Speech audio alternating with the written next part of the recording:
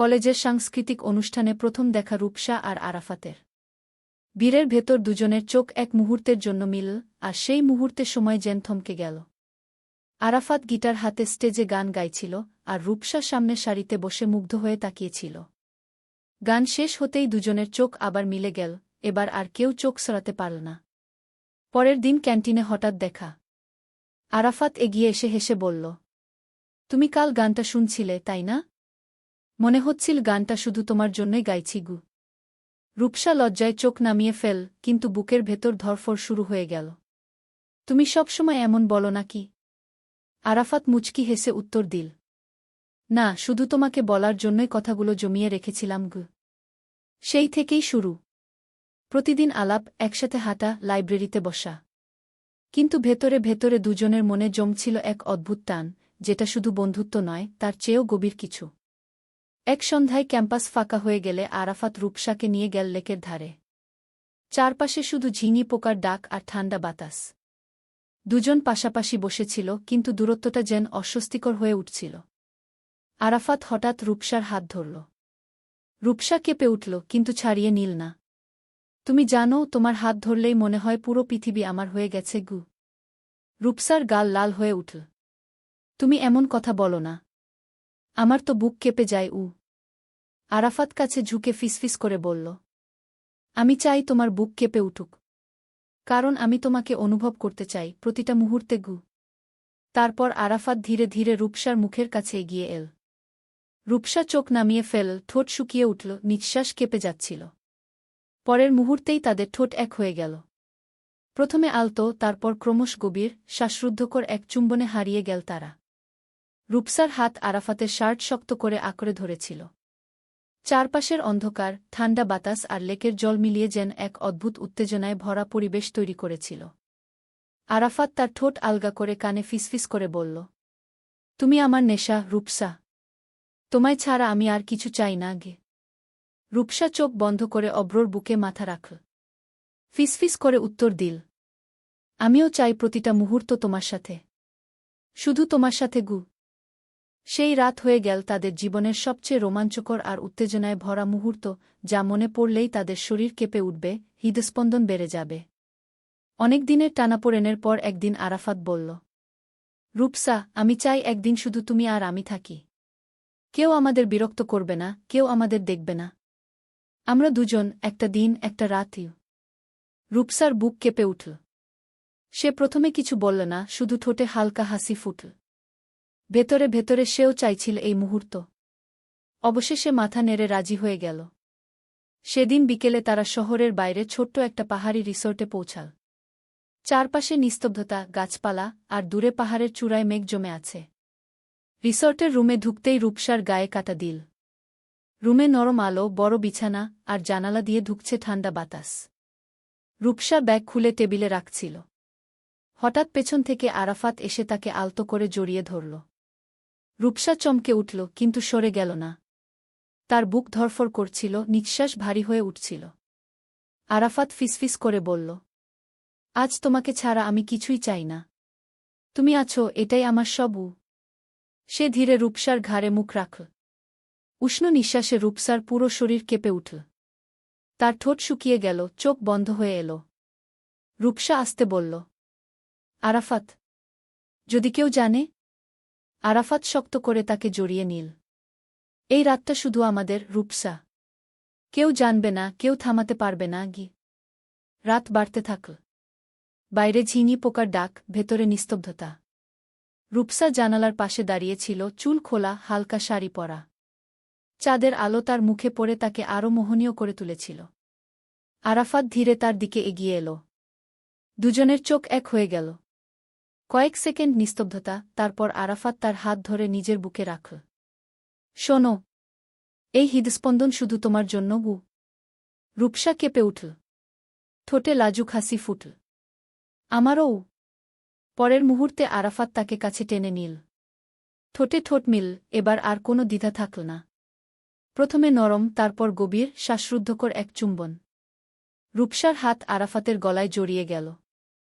চারপাশ অদৃশ্য হয়ে গেল, থাকল শুধু দুজনের শ্বাস, স্পর্শ আর উত্তেজনায় কাঁপতে থাকা শরীর। সেই রাতে তারা ডুবে রইল একে অপরের মাঝে।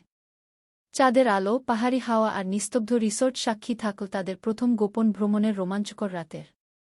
ভ্রমণ থেকে ফিরে আসার পর থেকে রূপসা আর আরাফাত যেন আলাদা মানুষ হয়ে গেল। তাদের চোখে চোখ পড়লেই বুক ধকধক করে উঠত, আলাপে প্রতিটা কথার মাঝেই লুকিয়ে থাকত সেই রাতের স্মৃতি। ক্লাস শেষে অন্যরা যেখানে আড্ডায় ব্যস্ত, তারা খুঁজে নিত একান্ত কোণ, লাইব্রেরির নির্জন টেবিল, ক্যাম্পাসের ফাঁকা বাগান বা কোনো সিঁড়ির ধাপ। প্রতিবার দুজনের দেখা হলে তাদের চোখের ভেতর জমা থাকত এক অদ্ভুত উত্তেজনা। একদিন দুপুরে বৃষ্টি নামল হঠাৎ। সবাই ছুটল আশ্রয়ের খোঁজে, আর রূপসা আরাফাত লুকাল এক খালি ক্লাসরুমে। জানালা দিয়ে ঝিরঝির করে বৃষ্টি ঢুকছিল, বাতাসে ভিজে গন্ধ ছড়িয়ে পড়েছিল। রূপসা ভিজে চুল মুছছিল, আর আরাফাত চুপচাপ তার দিকে তাকিয়েছিল। তুমি জানো, বৃষ্টিতে তোমায় আরও সুন্দর লাগে। রূপসা হাসল, কিন্তু বুক কেঁপে উঠল। তুমি সবসময় এমন কথা বলো, যেন আমাকে অস্থির করে দেওয়ার জন্যই। আরাফাত ধীরে এগিয়ে এলো, তার কাঁধে হাত রাখল। অস্থির করতে চাই বলেই তো বলি। কারণ তোমাকে ছাড়া আমি শান্তি পাই না। রূপসার নিঃশ্বাস ভারী হয়ে উঠল। জানালার শব্দ ঢেকে দিল তাদের হৃদস্পন্দনের শব্দ। আরাফাত হঠাৎ তাকে কাছে টেনে নিল। রূপসার হাত কেঁপে উঠল, কিন্তু সে আর সরল না।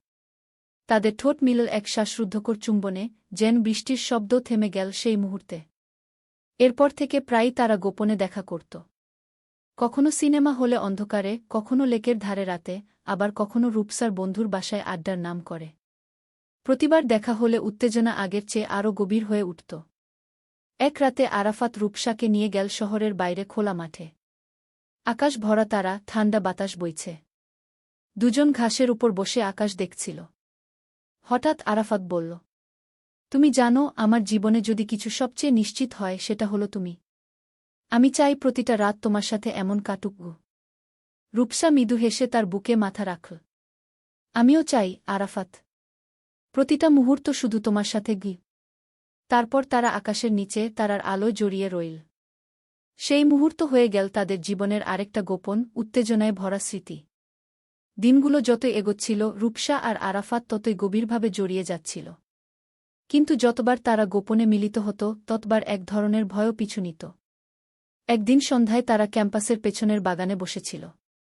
চারপাশে অন্ধকার, কেবল লাইটপোস্টের ঝাপসা আলো। রূপসা মাথা রেখে বসেছিল আরাফাতের কাঁধে। হঠাৎ পাশ দিয়ে দুজন সহপাঠী হেঁটে গেল। রূপসা চমকে উঠে সরে যেতে চাইছিল, কিন্তু আরাফাত তার হাত ধরে রাখল। ফিসফিস করে বলল, ভয় পেও না, আমি আছি। রূপসার বুক ধরফর করছিল। যদি কেউ দেখে ফেলে? কিন্তু আরাফাতের উষ্ণ হাতের চাপ তাকে আশ্বস্ত করল। মুহূর্তেই ভয়টা মিলিয়ে গিয়ে জায়গা নিল এক অদ্ভুত উত্তেজনা। কয়েকদিন পর তারা আবার দেখা করল।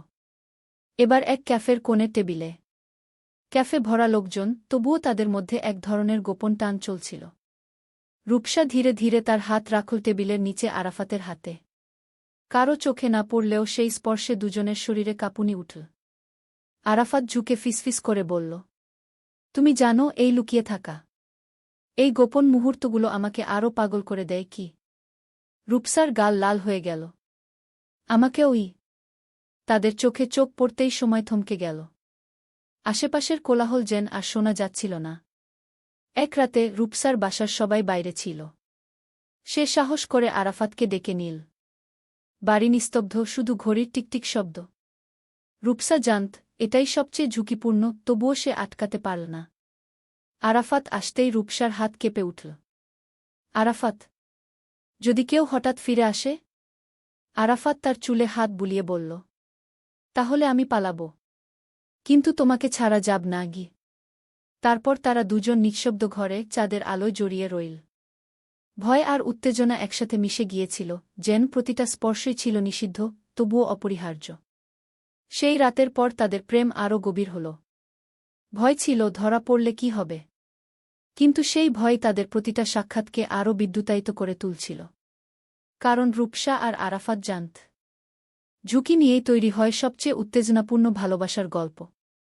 দিনের পর দিন গোপন দেখা, লুকানো স্পর্শ আর নিষিদ্ধ চুম্বনে তাদের ভালোবাসা যেন আগুনের মতো বেড়ে চলছিল। কিন্তু যেমন আগুন ধোঁয়া ছাড়ে, তেমনি তাদের গোপন সম্পর্ক একদিন না একদিন কারও চোখে পড়বেই, এই ভয়টা সবসময় লুকিয়েছিল। এক বিকেলে তারা আবার দেখা করল রূপসার বাসায়, সবাই বাইরে গেছে।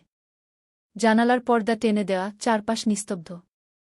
রূপসা আর আরাফাত একে অপরের বুকে ডুবেছিল, যেন বাইরের পৃথিবী নেই। হঠাৎই দরজার সামনে চাবির শব্দ। রূপসা চমকে উঠল। আরে, সবাই তো বলেছিল দেরি করে ফিরবে। আরাফাতও এক মুহূর্তে সজাগ হয়ে গেল। রূপসার হাত ঠান্ডা হয়ে উঠল ভয়ে। আমি এখনই বের হব। কিন্তু সময় ছিল না। দরজা খুলে গেল। রূপসার মা দাঁড়িয়ে আছেন। চোখে বিস্ময়, তারপর কঠিন দৃষ্টি। রূপসার বুক কেঁপে উঠল।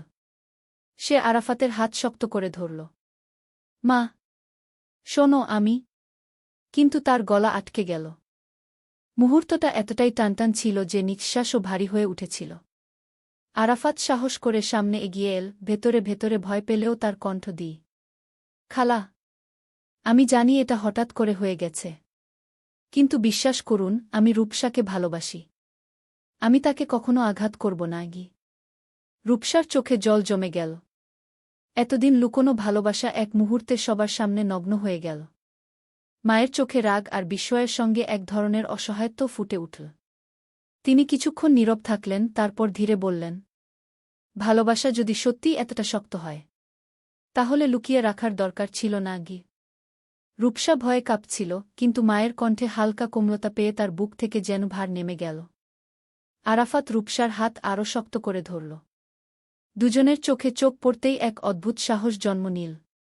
সেই মুহূর্তে তারা বুঝল, ভালোবাসা গোপন থাকলে যতটা উত্তেজনা দেয়, প্রকাশ্যে আসলে তার শক্তি আরও বেশি হয়। তাদের গোপন প্রেম ধরা পড়ে গেলেও সেই ধরা পড়াই হয়ে উঠল তাদের সম্পর্কের সবচেয়ে রোমাঞ্চকর মোড়। কারণ এখন তারা জানে, কেউ আর তাদের আলাদা করতে পারবে না।